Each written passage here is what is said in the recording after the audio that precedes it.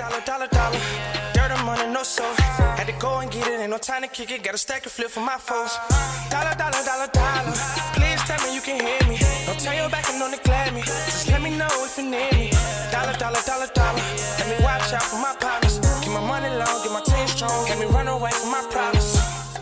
Yo, what's good, original crew? It's your boy DJ New Kid, your girl. Sierra Nicole. We're back on the channel with another Mr. Baller video. This time, man, we got this photo was taken seconds before disaster. And it said Mr. Beast collab. I ain't even peeped that. How Mr. Baller got a Mr. Beast collab? It doesn't even make sense. Alright. Oh, because they raising money.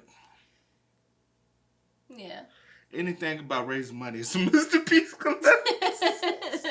If you know, you know, man. Shout out Mr. Beast, man. Hey, with that being said, we gonna hold y'all, man. We want to go ahead and get into the story, man. But before we do, make sure y'all check out the links in the description box. Down below. You already know where to go, man. If you want to first support, you gotta do it. Check out down below. Also, if you enjoyed today's video, as always, we only ask you to do one thing, and that is what, see? Lock it in with a thumbs up. Thank you. Y'all be talking about let her talk more. She said she don't want to talk to y'all. Okay, come on. I do want to talk to y'all. When? All the time. I talk all the time. Yeah. When I feel like it. But the majority of the time, not on no videos, man. Y'all catch her off camera, she gonna talk about it in a minute, man. So with that being said, let's go ahead and get into it. Let's check it out again, man. This photo was taken seconds before disaster. Let's see what it's about. Stick around to hear about what I'm doing with Mr. Beast. Today's story sounds like a terrifying urban legend that couldn't possibly be true, but it is true, and it happened recently. But before we get into today's story, if you're a fan of the strange, dark, and mysterious delivered in story format, then you come to the right place because that's all we do, and we upload 1 or 2 times every week. So if that's of interest to you, the next time the like button is running late for their flight, offer to give them a ride to the airport, but make sure you first sneak several 3.5-ounce containers of toothpaste into their luggage. Also, please subscribe to our channel and turn on... What you looking at this man collarbone for? No, I said I like the shirt. It looked like a nice material. That's what I said. I said I like the shirt. You it point like at me like, look at his collarbone. No, I was like, look at his shirt. I like the Try to look at the man cleavage area. Several 3.5-ounce containers of toothpaste into their luggage. Also, please subscribe to our channel and turn on all notifications so you don't miss any of our weekly uploads. All right, let's get into today's story.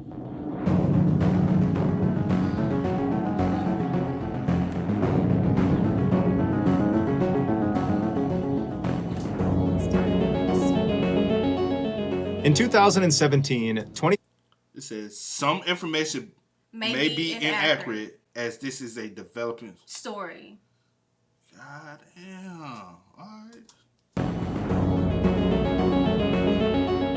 In 2017, 27-year-old Lydia Makarchuk left her home country of Ukraine and moved to Bracknell, which is a town just outside of London. Shortly after moving into her new apartment, Lydia went out and got a job as an accountant at a local hotel, and then after that, Lydia pretty much swore off her social life and instead just focused exclusively on working hard and saving money. The one reprieve she got from work was going to church on Sundays. 2 years later, Lydia was at her church enjoying the coffee hour that always followed the Sunday sermon when another member of her church, who she didn't really speak to, this 41-year-old man named Norbert Varga, approached her and kind of awkwardly complimented her shoes. And she was so flattered by this that it opened up a friendly conversation between the two of them. And during this conversation, Lydia was pleasantly surprised to find out that Norbert was an expat too. An expat is someone who lives outside of their native country. Norbert had moved to the UK in 2018, so that's 1 year after Lydia had moved to the UK, and he came from Hungary, which shares a border with Ukraine. And just like Lydia, when he got to the UK,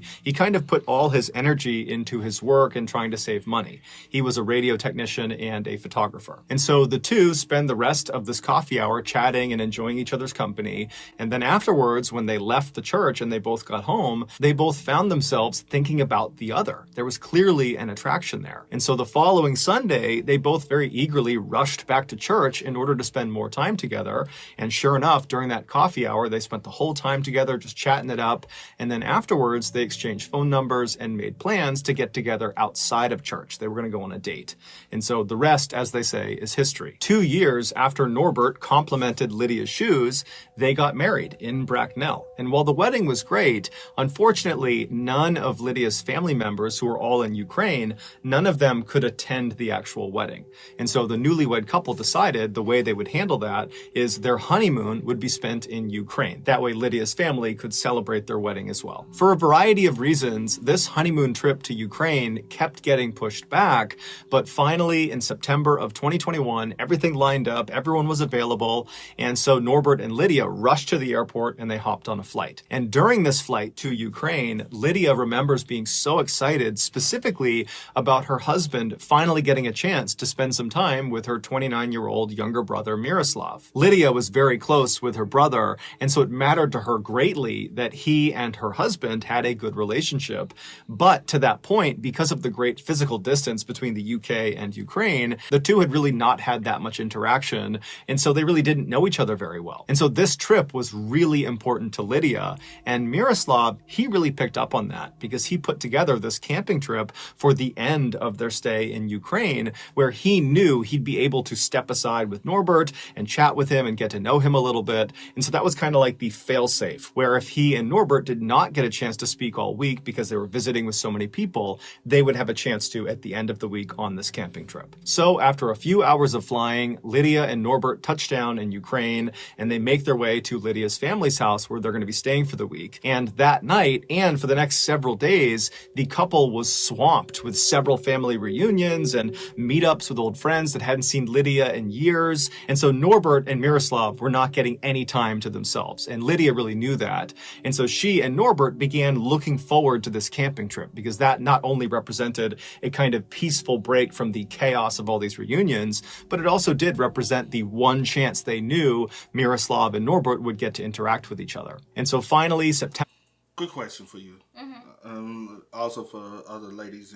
Could you marry a guy who hasn't like really got to know your family or met your family? You get what I'm saying?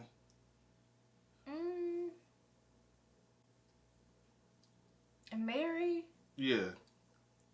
It's just... Because she got married without her family really knowing. Yeah, but it's kind of like one of those things, like in that situation, was like, would they... Because it took so long for them. They in different, you know what I'm saying? Yeah. It probably would happen very, like, it would have took a long time or not at all. You know, but I don't know. To each his own. I was just asking. Yeah. One chance they knew Miroslav and Norbert would get to interact with each other. And so finally, September 15th, the end of the week, it came, and it was time to go on this camping trip. And so Lydia and Norbert and Miroslav and 9 other family members, they all packed up their tents and their camping belongings, and they loaded up a couple of cars, and they drove over to the base of the Carpathian mountain range. This mountain range, which stretches for nearly 1,000 miles across Eastern and Central Europe, are very popular amongst tourists because it's stunningly beautiful. Everything is green and lush, and there are these crystal clear lakes and breathtaking waterfalls and all these amazing animals running around, and there's no mosquitoes, and they have these really cool hikes that bring you up to these very impressive overlooks. And so that night, Miroslav had made reservations for this one campsite, this very popular campsite that was up in this clearing, not too far up the mountain, and it had this great view down to the forest below, and because it was in a clearing, it had this unobstructed view up to the sky where in this area you could look up and just see stars in every direction. And so when Lydia and the rest of this group arrived in the parking lot of this mountain range, they were all really excited to get up to this campsite and just enjoy being there. And so they park their cars, they get their gear out, they find the trailhead, and then they begin hiking up the mountain. And about 2 hours later, they arrive at this clearing. They find their campsite, which was marked by this small fire pit underneath a couple of trees. And so they go over and they set their tents up, and some people go out and get some firewood. And then before long, a fire was made, and this group of 12 people that had not seen each other in so long, they just sat down and began enjoying each other's company. They put tea on, they were swapping stories. It was really just this wonderful time. And then around 8 p.m., the sun started to set, at which point this huge group just stopped and enjoyed this beautiful sunset. And then once the sun had gone down, there were 2 kids that were there on this trip. And so they were put to bed in their tent. And then the remaining 10 adults just kind of hung out by the fire and enjoyed each other's company. And it was actually during this second half of the night that Norbert and Miroslav finally really got a chance to just chat with each other. So for about an hour, they were talking to each other, and Lydia is just watching this happen, and she couldn't be happier. This is like the perfect ending to this trip. And then around 9 p.m., Norbert stands up. Lydia sees him stand up, and he tells the group he's going to run back to his tent, which was a ways away from the campfire, and he was going to get his camera. And so Lydia said, okay, no problem. And she remembers watching him walk off into the distance, because when you're at the campfire, if you're looking away from the campfire, everything is pitch black in that direction. And so she watches him disappear into the darkness, and then she and her brother and everyone else just kind of turn back towards the campfire. And then all she remembers about what happens next is she heard a whistling sound. And at first it was very faint, but it started to get very, very loud. And when it got loud, she tried to kind of figure out where it was. But before she could, suddenly something hit her in the face, predominantly hit her in the nose. And as soon as it did, she went blind, she went deaf, and then she felt herself on the ground, and she has no idea what's going on. And all she can remember thinking is, oh my God, something horrible has happened to me. I might die. I don't know what's happening, but I might die. And so she started praying for herself to survive whatever was happening to her. And then her hearing started to come back just a little bit. Her vision was still totally blurred. She could only kind of tell where the fire was because it was bright. But her hearing, it started to come back. And that's when she heard moaning coming from somewhere near her. And so she's thinking, okay, whatever horrible thing has happened to me has happened to other people too. And so that sounds like a bombing. Like a missile being launched and a bomb going like with off. The whistling. With the whistle, I don't know. And then it hits, and maybe it didn't physically hit you, but the impact, you know what I'm saying, makes you go boom. You know what I'm saying, just knocks everything out. Yeah. But if it must not be as close, because a lot of people die off of that type of impact, right? I would assume. Yeah, like what I've been, like you said, what I've been told. Or what I've heard. And so she's thinking, okay, whatever horrible thing has happened to me has happened to other people too. And so instead of just praying for herself, she began praying for everyone who was at this campsite. And so as her hearing is getting louder and louder, and she's hearing more and more moaning and crying happening all around her, she suddenly hears her husband screaming her name. Her vision is still gone, but she knows it's him, and he lands right behind her, and he grabs her, and he's just repeating her name over and over and over again. And then Lydia manages to kind of choke out to her husband, what happened? And there's a pause, and then Norbert says to her, it's bad. It's really bad. It would turn out their campsite was on a battlefield from World War I, and buried underneath the soil right under their fire pit was an unexploded bomb from World War I. Meaning, for over 100 years, countless campers have arrived at this campsite and lit fires on top of this bomb that they couldn't see. And each fire gradually eroded the outer metal casing of this explosive until finally that night in September, with Lydia and 11 of her loved ones nearby, their little fire finally was it. It pushed through that last little bit of the casing, and it ignited the bomb, and it detonated. That whistling that she heard was the sound of the fire finally cutting through that casing and being exposed to the fire. And then that thing that struck her in the face, that hit her right on the nose, that was almost certainly a piece of the bomb itself. So shrapnel that was cutting through her face. And then the moaning she heard was primarily her brother, who was right next to her. Lydia would be gravely wounded, but she would survive. As for her brother and another man who was not named, they would not survive. Here is a picture that was taken of the group literally minutes before this bomb detonated. Wow. That is so, like, this whole situation is so, like, mind-blowing and breathtaking. It's, y'all just having a good time and catching up with family. He meeting your family for the first time, and this happens. Yeah.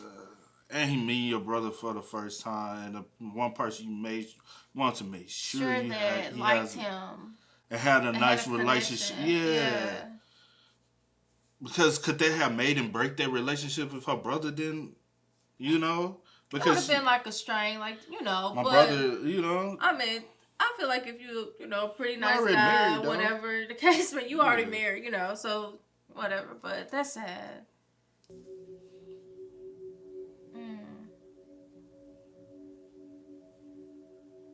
In 2015, I was in the military, and me and my unit were sent overseas to do some training. Now, normally, training for us consisted of doing things both on the land and also in the oceans. But when we got to this particular country, we were told by this country that we were not allowed to go in their waterways unless we had head-to-toe complete full-body protection. And even then, it was still pretty risky. And so naturally, we said, why?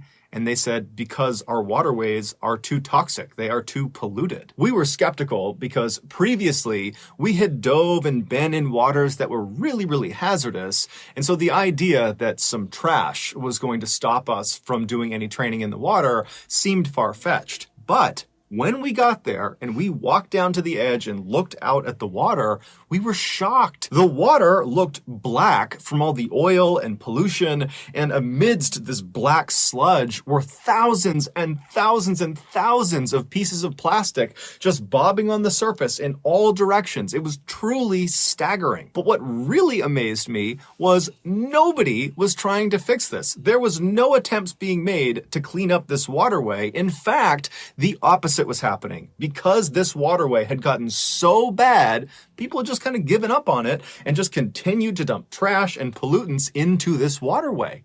And so we would go out on our boats into this water. We would not go in it, but we'd be out in the water and we would look down and we would just see dead sea lions and dead birds and other dead marine animals just floating on the surface. And they had all most likely died from either eating plastic or getting trapped in plastic or consuming some other toxic pollutant. I mean, literally, their homes have become a death trap because of this plastic and pollution crisis. And so a few weeks ago, when I was approached by Mr. Beast and his team to potentially help support their massive ocean cleanup that they call Team Seas, I immediately said yes. They are trying to raise $30 million by the end of this year in order to remove 30 million pounds of plastic and trash from the oceans, as well as from rivers and also from beaches. This project has the potential to truly change the planet, but we need your help. Every donation counts. I mean it. If you donate even just a single dollar to Team Seas, a full pound of trash and plastic will get removed from the ocean, guaranteed. So if you want to be a part of Team Seas with me and Mr. Beast and hundreds of other content creators and YouTubers and people all around the planet, go to teamseas.org today and give what you can. Thank you. Yo, that's a sad story, though, because that is... Dang, they actually hit their mark.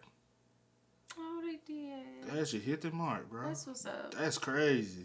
32, they got 32 mil. And this was all last year. It was, yeah. He was talking about last year. But still, that's... yeah. But still, they still got 32 mil. So. That's what's up. And I don't know if people still donating to this day. You never know. But that was crazy. Both stories, wild, crazy. With the sea thing, I have seen that. We've seen that in one of our reactions. It's like in India or something. They got like horrible, like their water is horrible. And then you see some people go there and they just be doing this with the water. And I'm like, but the water is like filthy. But that other story, man, that's like so sad, bro. Like I was just thinking, I'm like, just out here trying to have a good time with family that you haven't been with in so long. Because she moved away in 2017. Yeah. She gets married, goes back for vacation. Well, I don't know if she's been back other than that. But this is your first time you take your husband, your now husband, to meet your family. You know what I'm saying? Exactly. And he plans this nice trip because he on a bond and, you know, get to know, you know, something nice just before y'all head back off. And my whole thing is, did the people who, like, the campground that you went to, did they possibly know that this was used to be, like, a war battleground area? And that there was possibly, because sometimes people know, and they'll be like, yo, it's still live bombings in this area, so be careful. But it's kind of like, how careful can I be if it's underground? I can't. Well, I feel like if that's... World War I wasn't that long ago. But this is my thing. So how do even it was World War One? It wasn't like hundreds and hundreds of years ago. It was probably about when was World War One? I can't think right now off the top of the head. But my thing is that information can be relayed to where there's a war battlefield was. Yeah. You know what I'm saying? So if y'all know people possibly 100 years ago. Yeah. But still it's like y'all could still have that information related. 1914. You know what I'm saying? The information could have still have been related. And then how does I'm still kind of be wondering, like, how does bombs really begin underground? Because it has to, or was it one that was placed underground and wait for somebody to ignite it, or you know what I'm saying? Yeah. I don't know. I just feel like if I feel like land like that should just kind of somewhat be closed. I mean, I guess that's easier said than done. I don't know. It should be zoned off, just in case, because you just never know. Yeah, you know. Because what they remind me of is that the movie on Netflix, was it Five Bloods? The one Chadwick was in. Yeah. And they were walking, and they stepped on one of the bombs, and then it was an old battleground in Vietnam, and he stepped on one, and it blew him up. Yeah. Because it was still alive. Yeah. And think about it, all these places that has had battlefields possibly still have live whatever some type of live bomb or live explosive that if you step on, if you disturb it, because them bombs are still active until they blow up. Yeah. Like, especially those ones back in the day. Like, I don't know, sad. man. This is a sad story, man. Like freak of nature type of stories, like tragedies, freak accidents. Like, it's super sad. And I just hate that. I hate the situation that she was hurt, whatever. But I definitely hate that her brother and the other man, lost their lives to it. So that was. And then especially reflecting on what's going on now over there, it's like, damn, and it's just. I don't know. It's sad. Hey, man, with that being said, y'all make sure y'all spam us up in the comment section down below. Let us know y'all thoughts and opinions in the comments. But, as always, y'all know how it go. I do go by the name DJ Kid This Is. See you in the comments. Kid and C. We are. Go and get it, ain't no time to kick it. Got a stack of flip for my folks. Dollar. Please tell me you can hear me. Don't turn your back and don't neglect me. Just let me know if you need me. Dollar. Let me watch out for my partners. Keep my money long, get my team strong. Let me run away from my problems.